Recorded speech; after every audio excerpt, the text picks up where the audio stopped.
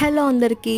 మేము తిరుమల తిరుపతి వెళ్ళినప్పుడు తీసిన వీడియోస్ని సిరీస్గా షేర్ చేసుకుంటాను. అండ్ మేము చేసిన ఎక్స్పీరియన్సెస్, మేము చేసిన మిస్టేక్స్ని కూడా షేర్ చేసుకుంటాను. తిరుమల తిరుపతి దర్శనానికి అయితే 1 month బ్యాక్ ముందే బుక్ చేసుకున్నాము టికెట్స్.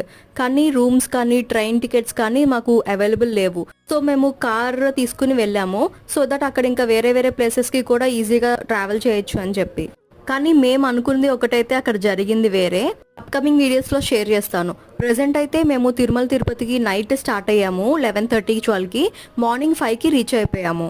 యాక్చువల్గా సాంబాకి నాకు దర్శనం టికెట్స్ ఉన్నాయి. కానీ మా కజిన్ ఇంకా నాతో వచ్చిన డ్రైవర్ అంటే తను మా ఫ్రెండే, తన కోసం ఫ్రీ టోకెన్స్ తీసుకోవడానికి శ్రీనివాస కాంప్లెక్స్కి వచ్చాము. ఈ ఫ్రీ టోకెన్స్ తీసుకోవడం వల్ల మనకి దర్శనం 4 to 5 అవర్స్లో అవుతుంది. లేకుంటే ఫ్రీ దర్శనం లైన్కి వెళ్తే 12 hours to 24 hours పట్టొచ్చు. ఫైనల్గా 3 hours లైన్లో నుంచున్నాక మాకు దర్శనంకి స్లాట్ టికెట్స్ దొరికాయి.